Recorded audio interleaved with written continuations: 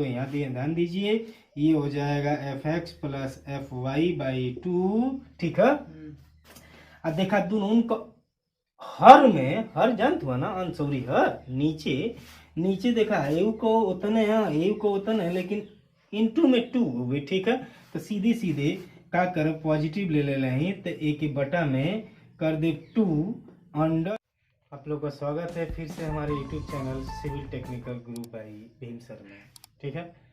आज का जो हेडिंग है, इस हेडिंग का नाम है अधिकतम तथा न्यूनतम मुख्य लंब प्रतिबल का मान, ठीक। आज की जो हेडिंग हम पढ़ाने जा रहे हैं, अधिकतम तथा न्यूनतम मुख्य लंब प्रतिबल का मान, अर्थात value of maximum and minimum principal stress, ठीक।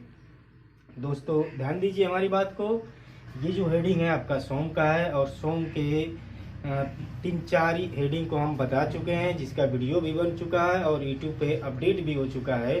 तो सबसे पहले आप क्या करिए कि यूट्यूब पे civil technical group by Bheem sir search करिए, और सोम के जितने भी वीडियो बने हुए हैं, 3 पार्ट में वीडियो हम बना के अपडेट कर चुके हैं, पहले वो आप देख लीजिए, ठीक है। अब वीडियो देखने के बाद उसमें जितने भी सूत्र हैं, जितने भी प्रूफ हम बताए हुए हैं, अच्छी तरह से समझ लीजिए। इसके बाद आप अधिकतम तथा न्यूनतम मुख्य लंब प्रतिबल के बारे में जानेंगे, ठीक है। एक चीज और मैं आपको बता दूं दोस्तों, कि जो वीडियो आप देख रहे हैं उस वीडियो को लाइक, ठीक है, चैनल को सब्सक्राइब भी करिएगा। इसके बाद घंटी का उसमें एक बटन आएगा, उसको दबा दीजिए आप, ठीक है।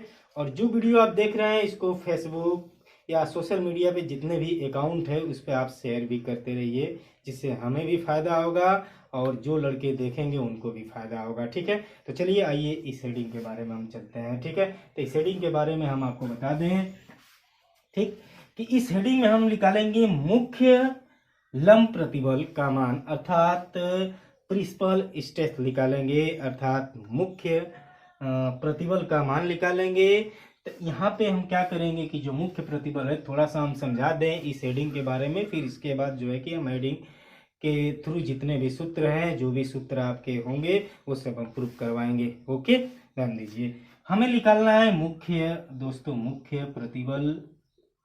मुख्य प्रतिबल, तो मुख्य प्रतिबल के 2 मान आपके प्राप्त होते हैं। एक मान होता है अधिकतम, गौर करिएगा, एक अधिकतम लंब प्रतिबल, ठीक है, आप इसको अधिकतम लंब प्रतिबल कहिए या अधिकतम मुख्य प्रतिबल का भी नाम आप दे सकते हैं। इसके बाद एक होता है न्यूनतम मुख्य लंब प्रतिबल। लंब प्रतिबल जानकारी के लिए हम बता दें कि अधिकतम और न्यूनतम लंब प्रतिबल के बीच का कोण कितना होता है दोस्तों, 90 डिग्री होता है, अर्थात 90 डिग्री होता है, ठीक। और ये जो अधिकतम तथा न्यूनतम मुख्य प्रतिबल अर्थात लंब प्रतिबल, ये मुख्य समतल पे कार्य करते हैं। इधर दिखाई दे रहा है ना हो, ये मुख्य समतल पर कार्य करते हैं, मुख्य समतल पे कार्य करते हैं। और ये आप जानते हैं कि मुख्य समतल के बारे में हम बता चुके हैं। मुख्य समतल पे लंब प्रतिबल यानी लंब प्रतिबल कार्य करता है, कर्तन प्रतिबल नहीं। अर्थात इसमें क्या होता है कि मुख्य समतल पे कर्तन प्रतिबल का मान दोस्तों क्या होता है, 0 होता है। यानी मुख्य समतल पे केवल लंब प्रतिबल कार्य करता है, ठीक है, कर्तन प्रतिबल नहीं। कर्तन प्रतिबल का मान वहां पे 0 होता है। तो चलिए आइए, इतना तो हम बेसिकली बता दिए हैं, ठीक है। इसके बाद अब हम चलते हैं इस हेडिंग के बारे में। तो इस हेडिंग में हम पढ़ेंगे मुख्य प्रतिबलों का मान निकालना, एक मैक्सिमम और एक मिनिमम। तो इसके लिए करना क्या है, एक सूत्र हम प्रूफ करवाए हैं, तिरछी काट पे लंब तथा कर्तन प्रतिबल, ठीक है, अर्थात Fn की वैल्यू। तो Fn की वैल्यू हम जानते हैं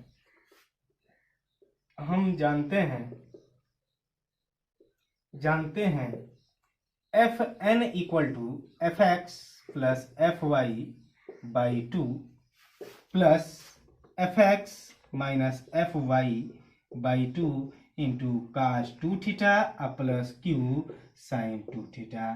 गौर करिएगा, ये चीज हम जान गए। अरे हम जानते हैं कि तिरछी काट पे जो लंब प्रतिबल होता है, ठीक है, तिरछी काट पे ये लंब प्रतिबल है, और तिरछी काट पे लंब प्रतिबल Fn का मान इतना होता है। तो हमें करना क्या है, मुख्य प्रतिबलों का मान निकालना है तो हमें क्या करना क्या है कि जो ये सूत्र हमें मिला हुआ है, ये सूत्र मिला हुआ है, इसी सूत्र का दोस्तों हम लोग अवकलन कर देते हैं। ठीक है, इसी सूत्र का अवकलन हम कर देते हैं अर्थात D by D x. Clear हो गया।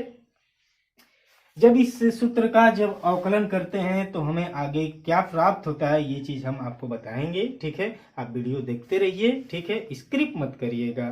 ठीक है, ओके, तो चलते हैं दोस्तों। fn equal to f x plus f y by two plus f x minus f y by two into cos two theta. ठीक है, plus q sine two theta. तो दोस्तों जो हम वीडियो बनाए हुए हैं, एक बार फिर से हम बता दें, इसमें हम क्यू लिखे हुए हैं। दरअसल जो वीडियो हम बनाए हैं तो क्यू, इसको उस वीडियो में हम लिखे हैं कि टाउ एक्स वाई, आप क्यू भी लिख सकते हैं क्योंकि tau x y equal to q यानी कर्तन प्रतिबल के बराबर होता है। हमारी बात समझ रहे हैं। अब हम क्या करेंगे कि एफ एन का थीटा के सापेक्ष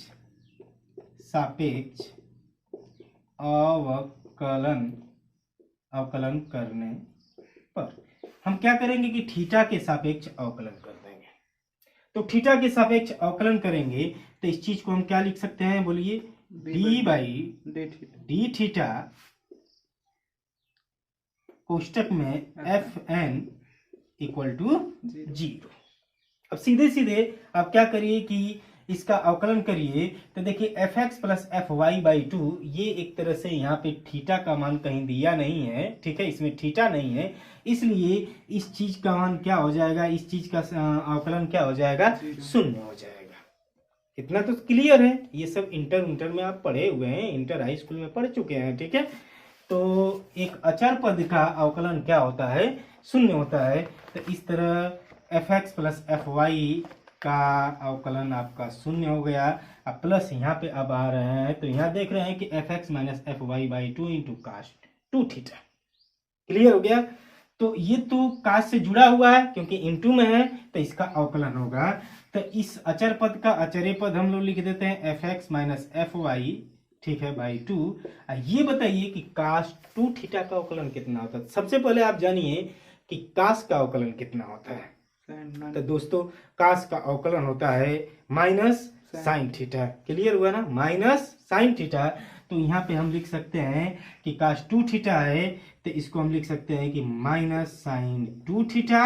अब इसमें टू थीटा बचा हुआ है ना, तो बताइए टू थीटा का अवकलन कितना होगा, 2 होगा। तो इंटू में हम लिख सकते हैं 2 equal to plus tau x y. तो टाउ एक्स वाई को क्यू भी हम लिख सकते हैं। ठीक है, तो यहाँ पे टाउ एक्स, जब सूत्र में हम टाउ एक्स वाई अगर हम लिखवा चुके हैं तो हम टाउ एक्स वाई लेके चलेंगे। ठीक है, तो चलिए आइए, तो ये बताइए टाउ एक्स वाई के इंटू में आपका साइन टू थीटा है। तो आप जानते हैं कि अचर पद को पहले वही लिख लीजिए। ठीक है, और साइन टू थीटा का अवकलन कितना होता है, कास टू थीटा होता है। तो हम लिख दें कास टू थीटा। अब फिर टू थीटा का अवकलन आपका कितना हो जाएगा दोस्तों, 2। इसके बाद थीटा का अवकलन 1, तो 1 नहीं लिखते हैं। ठीक है, इक्वल टू ये कितना हो जाएगा, 0। ओके, अब यहाँ पे हम देख रहे हैं कि इस सूत्र में ये 2 है और ये 2 है। ठीक है, तो हाई और हाई कट जाई ना हो, ये तो आराम से कट जाई, तो कोनो दिक्कत ना है। तो जब ये कट जाई तो हैदरिया ई का आ जाई, यो माइनस आ जाई। ठीक है, तो ई हो जाई minus f x minus f y. ठीक है, इंटू ये हो जाएगा साइन टू थीटा दोस्तों, और plus tau x y into, ठीक है, ये दुगुना है ना, तो ये हो जाएगा 2 cos two theta equal to 0। ठीक, अब हाई जोन पद हुए ई माइनस में हुए तो एक हिदरिया ठेल दे, तो इधरिया करत तो माइनस में तो उधरिया जाई तो पॉजिटिव हो जाई ना हो। तो एक लिख सकल जला 2 tau x y into cos two theta equal to, ठीक है, एक इधर कैले हुआ तो ये कितना हो जाई हो, f x minus f y, f x है ये, f x minus f y into sine two theta. इतना तो क्लियर होगी ना, तो इतना झट देकर उतार ला। तब आगे हम ठीक है, तो इतना तो समझ गिला। ठीक, अब हम एक ऊपर वाला के मिटा देते हैं, काहे कि बोर्डवा खाली ना हुए। ठीक है, तो एक एक का करते मिटा देने, मिटौले के बाद अब एक प्रोसेस देखा, यहाँ देखा ध्यान दा कि ई आवत है 2 tau x y into cos 2 theta equal to f x minus f y into sine 2 theta. तो क्या करते हैं हम कि कास के इधर ले लेते ही एफ वाई के इधर ले लेते, कोनो दिक्कत ना हुई हो। तो ई अगर इधर कर लेते हैं तो ई हो जाएगा साइन 2 थीटा बटे में कास 2 थीटा। ठीक है, इक्वल टू ये कितना हो जाएगा, कास के इधर कर दिए तो साइन के बटे में आ गई ला, फिर एक हिदरिया करब तो एक बटे में आ जाई ना हो। तो ये हो जाए 2 टाउ एक्स वाई बटे में f x minus f y. Clear हो गई लो। तो हे पद के कुछ लिख सकल जाला ना, साइन 2 थीटा बटे में कास 2 थीटा इक्वल टू होता है टाइम के। तो ये लिख सकते हैं tan 2 theta equal to 2 tau x y बटे में f x minus f y. इतना तो क्लियर होगी ना, इतना पहले नोट कर लेते, एक बारे में हम कुछ बता देते हैं। ठीक है, ओके। तो आगे हम बताने जा रहे हैं जो प्रतिबंध दोस्तों हम लिखवाए हैं tan 2 थीटा इक्वल टू कितना आया है बोलिए, 2 टाउ एक्स वाई बटे में f x minus f y. ठीक है, क्लियर हो गया। ठीक, तो अब कुछ आपको बात बता दे रहे हैं। ठीक, इस चीज को समझिएगा। अब tan 2 थीटा इक्वल टू इतना आ गया। तो अब मन तो क्या करेंगे कि एक छोटा सा त्रिभुज हम लोग बनाएंगे। त्रिभुज यहाँ बना देते हैं। ठीक है, एक छोटा सा त्रिभुज बनाएंगे। ये बताइए कि जो त्रिभुज हम बना रहे हैं तो इस त्रिभुज में कोण कितना दिखाई दे रहा है, इस प्रतिबंध में कोण कितना दिखाई दे रहा है, 2 थीटा। तो यहाँ पे हम 2 थीटा लिख दिए। ठीक है, तो जब 2 थीटा लिख दिए तो थीटा के सामने की भुजा क्या होती हो, लंब होला, और थीटा जिस पे रहता है वो क्या होता है, आधार होता है, और ये क्या हो गया, कण हो गया। हमारी बात समझत हुआ ना, गौर करिएगा हमारी बात को। तो लंब आधार और ये कण, तो tan 2 थीटा इक्वल टू कितना होता है, लंब बटा आधार। tan बराबर होता है लंब बटा में आधार। ठीक है, यहाँ पे tan 2 थीटा इक्वल टू इतना है, तो tan थीटा इक्वल टू कितना होता है, लंब बटा में आधार। तो एक मतलब कि यही लंब हुए और यही का आधार हुए। तो ये कितना हो जाए, टाउ लंब के स्थान पर रख लीजिए, अरे 2 टाउ एक्स वाई, ये हो जाएगा आपका f x minus f y. Clear हो गई। ठीक, तो कण बराबर कितना हो जाए, वो बोला कण बराबर कितना हो जाए, कौन करेगा, कण बराबर कितना हो जाए, ये कण बराबर कितना हो जाएगा, अंडर रूट, ठीक है, f x minus f y का whole square plus 2 tau x y का होल स्क्वायर। तो ये हो जाएगा अंडर रूट, ठीक है, f x minus f y का होल स्क्वायर प्लस 4, ठीक है, टाउ एक्स वाई का स्क्वायर। क्लियर है, ओके ओके, क्लियर है ना। तो दोस्तों इसका ये सब निकालने का हमारा पर्पज का है, यानी उद्देश्य का एक तनी समझना। इसके थ्रू tan 2 थीटा के थ्रू तो हमन का कण का मान निकाल लेने जा। अब एक निकाले का हमारा पर्पज दोस्तों एक ही है कि एक थ्रू जो है कि हम cos 2 थीटा का और sin 2 थीटा का मान निकालब। ठीक है, कि कौन सी का मान निकालब, sin 2 थीटा और cos 2 थीटा का मान निकालब। जब sin 2 थीटा cos 2 थीटा का मान आ जाई तो तिरछी काट का जो लंब प्रतिबल प्राप्त है Fn इक्वल टू उसमें आया हुआ है cos 2 थीटा और sin 2 थीटा आइल, तो पॉजिटिव ले ले तो मैक्सिमम मुख्य प्रतिबल का मान होगा, और निगेटिव ले लेंगे तो मिनिमम जो है कि मुख्य प्रतिबल का मान प्राप्त होगा। हमारी बात समझ रहे हैं ना। तो चलिए सबसे पहले हम लोग निकाल ले साइन, ठीक है, साइन 2 थीटा की वैल्यू। तो साइन 2 थीटा इक्वल टू का होला हो, लंब बटा में कौन होता है ना, तो लंब इतना दिल है तो कितना दिल है, ये हो जाएगा 2 टाउ एक्स वाई, अब बटे में कण इक्वल टू कितना दिल है, बोला अंडर रूट, ठीक है, ये f x minus f y का होल स्क्वायर प्लस, ठीक है, 4 टाउ एक्स वाई का स्क्वायर। क्लियर हुआ ना? आगे चलिए। इसी तरह cos 2 थीटा का मान निकालना, तो cos 2 थीटा इक्वल टू होता है आधार बटा में कर्ण, तो आधार बटा में कर्ण, तो आधार का मान f x minus f y by under root f x minus f y का whole square plus 4 tau x y का स्क्वायर। क्लियर होगी? आगे चलते हैं। इतना तो अमन का समझ गए नहीं जा कि cos 2 थीटा और sin 2 थीटा का मान अमन के निकाल लेनी जा।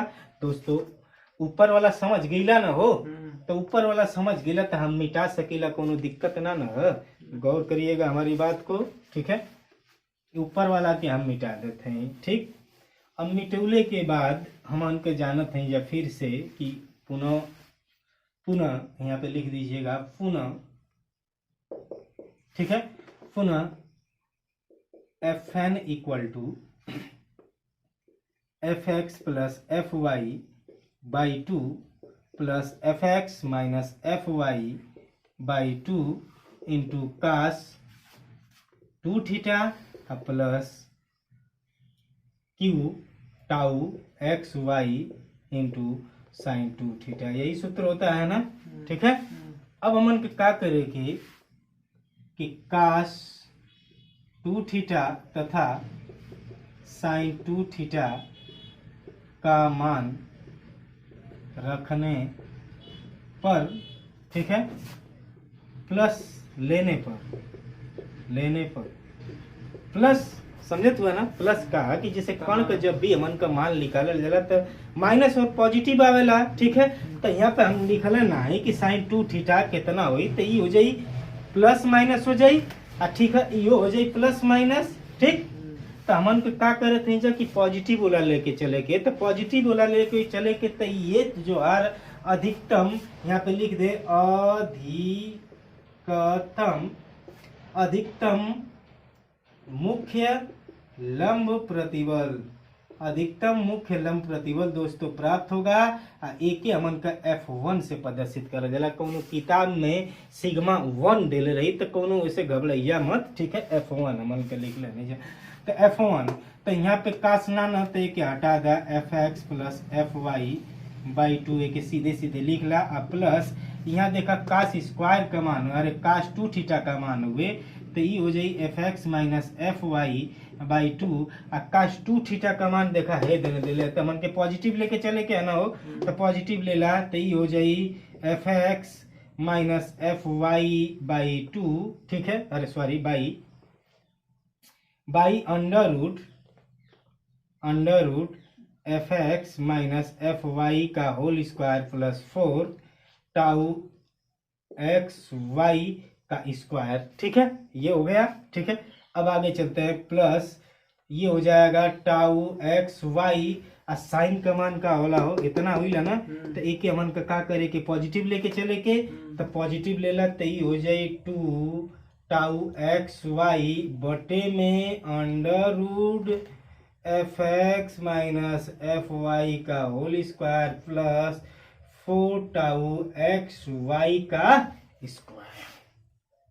क्लियर हो गई ना? अब ताही लिख दे लें जब तहे के मिटा दे ना, कोनो दिक्कत ना होई, तो एक हम मिटा देते, तो एक कैलकुलेशन कर लेते। तो देखा कैलकुलेशन कैसे करते हैं, F1 इक्वल टू दोस्तों यहाँ ध्यान दीजिए, ये हो जाएगा f x plus f y by 2, ठीक है? अब देखा दोनों को हर में, हर जानत हुआ ना अनसौरी हर नीचे देखा एव को उतने है, एव को उतने है, लेकिन इनटू में 2 हुए, ठीक है? तो सीधे सीधे क्या कर पॉजिटिव ले ले हैं, तो एक बटा में कर दे 2 अंडर रूट, ठीक है? ये हो जाई f x minus f y का whole square plus 4 tau x y का स्क्वायर हो जाए ना।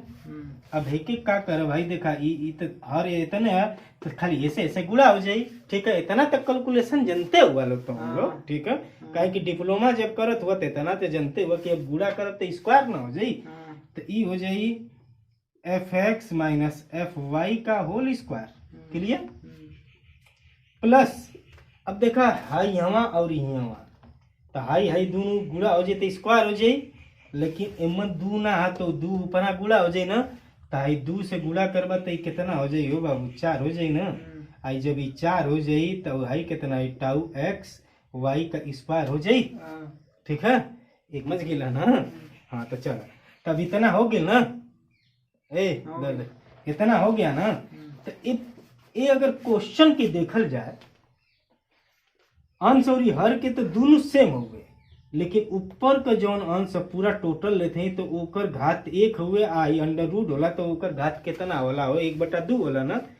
तो एक ऊपर लेके जेबा तो निगेटिव हो जाई, और निगेटिव हो जाए तो 1 में से आधा जाई तो आधे बची, तो आधा जब बची तो फिर घात आधा हो जाई यानी 1/2 हो जाई। और वो घात के आधा हुए तो वो घात के प्रदर्शित करेगा अंडर रूट के। तो हम उनका डायरेक्ट लिख देते हैं जा बाबू fx प्लस fy/2 प्लस 1/2। ठीक है, अंडर रूट ई हो जाई fx प्लस fy/2, अरे fx plus fy plus 4 tau x y का स्क्वायर। दोस्तों ये हो गया अधिकतम मुख्य प्रतिबल का मान। ठीक है, एक मिटा दें।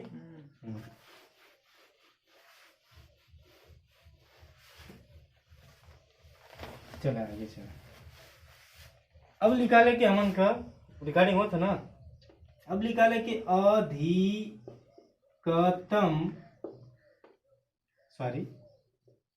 न्यूनतम मुख्य लंब प्रतिबल,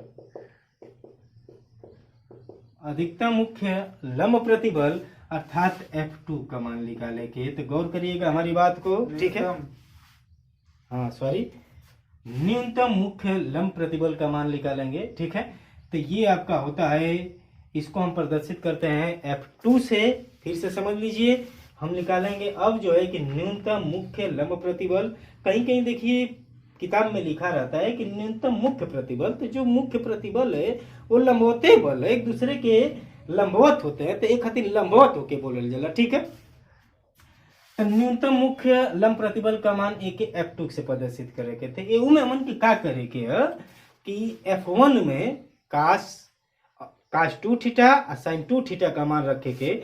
तो पॉजिटिव रखनी है जा, गौर करिए, पॉजिटिव रखनी है जा तो मैक्सिमम प्राप्त हो गई, और निगेटिव रखे के तो न्यूनतम प्राप्त हो गई होई। ठीक, तो यहाँ का करे के कि जब निगेटिव रखे के ना, तो जब ओकर कैलकुलेशन करबा तो यहाँ निगेटिव आई, पॉजिटिव है ना तो ई माइनस में आई, घटाना में आई, समझत हुआ ना। तो सीधे लिख ला इसी प्रकार, ऊपर हम लिख देते हैं इसी प्रकार। ठीक है, इसी प्रकार न्यूनतम मुख्य लंब प्रतिबल F2 equal to fx plus fy/2 minus 1/2 under root ये fx माइनस fy का whole square plus 4 tau x y का स्क्वायर।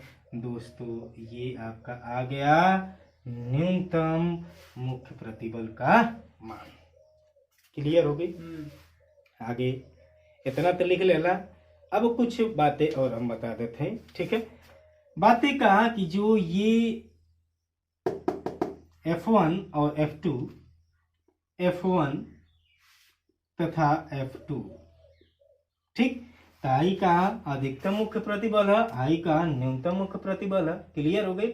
तो कभी कभी ये पूछ देता है, ठीक है, कि ये जो मुख्य प्रतिबल है, मुख्य प्रतिबल ये किस सतह पे कार्य करता है।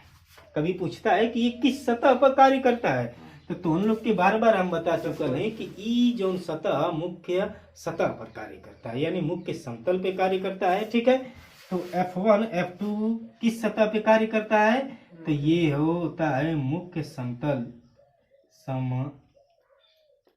समतल, मुख्य समतल पर कार्यरत होता है, मुख्य समतल पर कार्यरत होता है। ठीक है, और कभी कभी ये भी पूछता है कि इन दोनों के बीच का कोण बताइए, इन दोनों के बीच का कोण बताइए।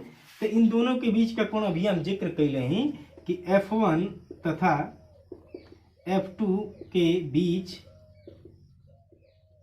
का कोण F1 और F2 के बीच का कोण दोस्तों 90 डिग्री होता है, 90 डिग्री होता है। तो जब ये F1 और F2 यानी न्यूनतम और मैक्सिमम प्रतिबलों के बीच का कोण 90 डिग्री होता है, तो जाहिर सी बात है कि मुख्य समतलों के बीच भी कोण कितने अंश का होगा? 90 डिग्री होगा। हमारी बात समझ गया ना? तो ये सब क्वेश्चन है, एक याद रखिएगा कि मुख्य समतल पे एक कर्तन बल का मान जो है कि 0 होता है। क्लियर हो गई? मुख्य समतल पे कर्तन बल का मान 0 होता है। तो अब प्रूफ तो हो गया, ठीक है। तो इतना ही दोस्तों इस हेडिंग में था। अगला हम हेडिंग अभी पढ़ाने जा रहे हैं और उस अगला हेडिंग का नाम होगा अधिकतम तथा न्यूनतम कर्तन प्रतिबल। ठीक है, आज के लिए इतना। ठीक।